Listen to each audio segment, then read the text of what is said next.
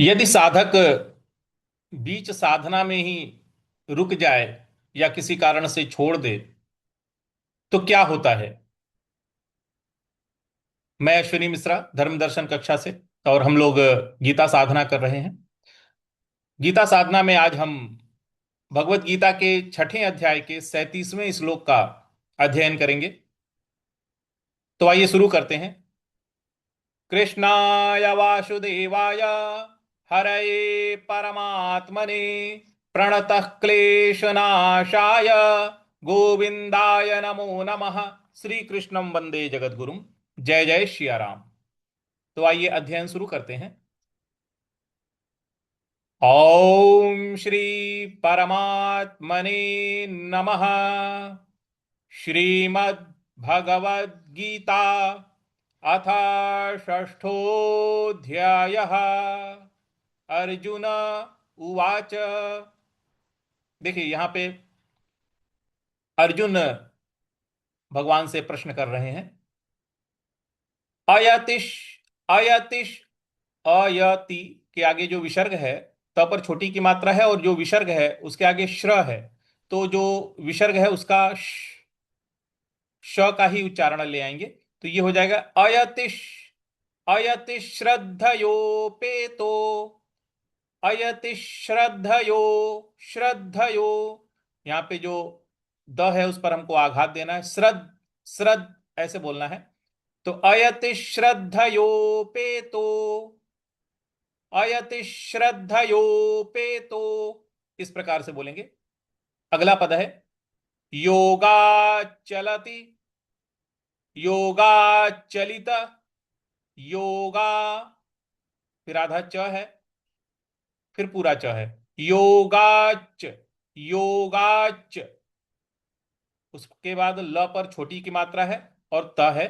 तो योगाचलित योगाचलित मानसः मानसः।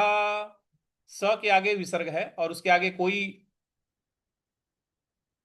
शब्द नहीं है तो इसलिए उसका मानसः ह उच्चारण ले आएंगे।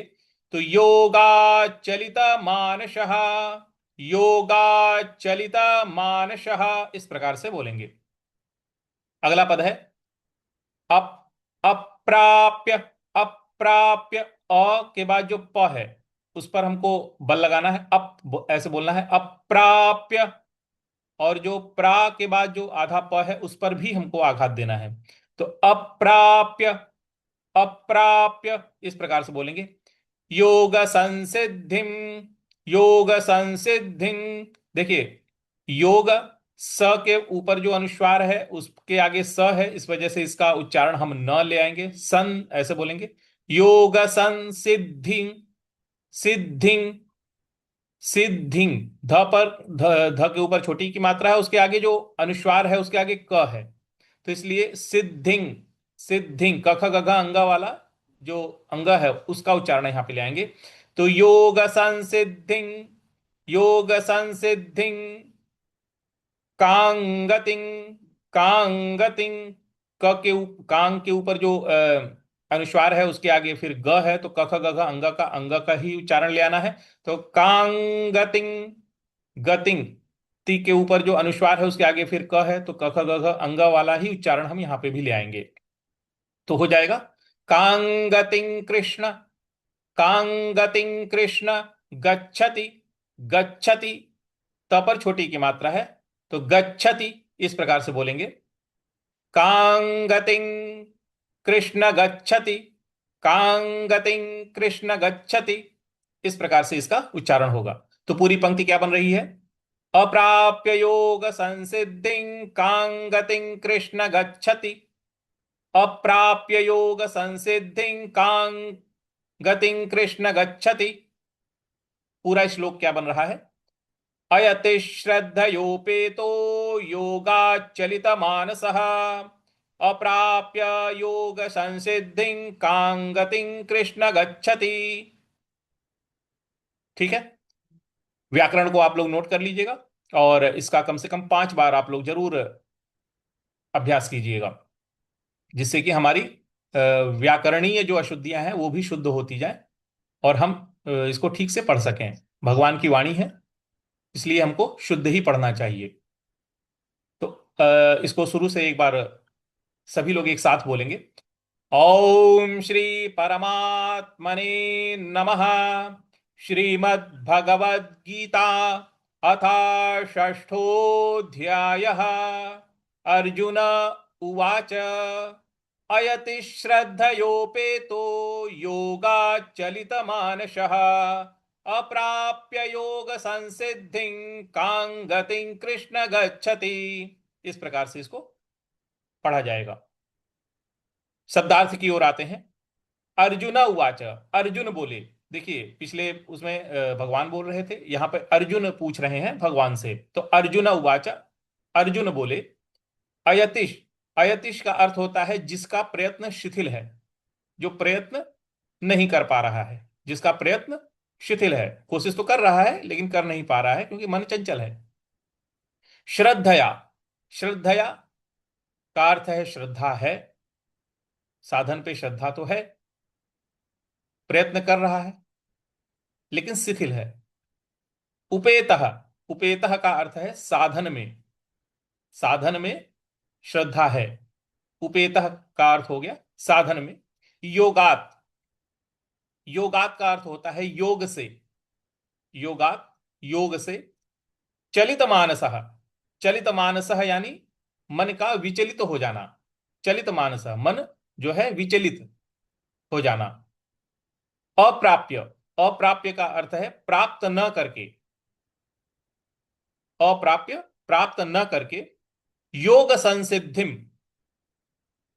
योग सिद्धि को, योग संसिद्धिम योग सिद्धि को। काम, काम का अर्थ है किस।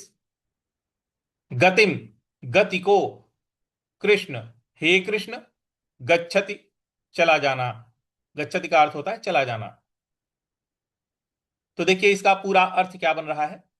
अर्जुन बोले, हे कृष्ण, जो साधक योग में पूरी श्रद्धा तो रखता हो लेकिन संयमी ना हो, जिस कारण से अंत काल में उसका मन योग से विचलित हो जाए, तो ऐसा साधक योग सिद्धि को न प्राप्त कर किस गति को प्राप्त होता है।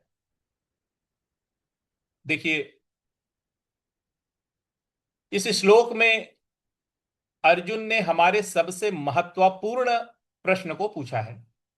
देखिए साधना सभी लोग कर रहे हैं लेकिन मन सबका विचलित होता है, मन स्थिर नहीं हो पाता है। तो कठिन परिश्रम के बाद भी हो सकता है कि किसी साधक का अंत समय में भी मन विचलित हो जाए, तो क्या होगा, यही प्रश्न पूछ रहे हैं। क्योंकि साधक साधना पूर्ण ही कर लेंगे ये बड़ा ही कठिन कार्य है, क्योंकि मन बड़ा ही चंचल होता है और खड़ विकारों से ढका होता है। खड़ विकार काम, क्रोध, लोभ, मोह, मद, मत्सर और इन सबको मिला करके सबसे बड़ा हमारा अहंकार। तो ये जो खड़ विकार हैं, इनसे, इनके पर्दे होते हैं जो मन को छाए हुए रहते हैं चारों तरफ से। तो क्या यदि साधन बीच में ही किसी कारण से छूट जाए तो क्या होगा, क्या उस साधक का इतना प्रयास व्यर्थ हो जाएगा? जिसका उत्तर हमें भगवान आगे बताएंगे। लेकिन देखिए यहां प्रश्न पूछ कौन रहा है, अर्जुन पूछ रहे हैं। अर्जुन खुद महारथी हैं, कितनी ही तपस्याएं वो कर चुके हैं और उसके बाद भी उनके मन में ये प्रश्न आया है। और ये सिर्फ उनके लिए नहीं आया है, वो हम सभी साधकों के लिए आया है। और उन्होंने प्रश्न को भगवान से पूछा है। तो अब हम क्या करें? जब अर्जुन जैसे महारथी ऐसे प्रश्न से घिरे हुए हैं तो हमारी क्या विसात है, हम क्या कर पाएंगे? बस अब हमारा कार्य क्या है, हम इस साधना को कैसे आगे बढ़ाएं। तो हमारा कार्य है कि जब अर्जुन महारथी होकर भी इस प्रकार का संशय कर सकते हैं, तो हमें इस बात को ध्यान में रखकर अपनी साधना को और तीव्र कर देना चाहिए। क्योंकि साधक वही जो हार न माने। हार मान लिया तो साधक किस बात का। और सभी जीतेंगे, जीतेगा वही जो साधक है।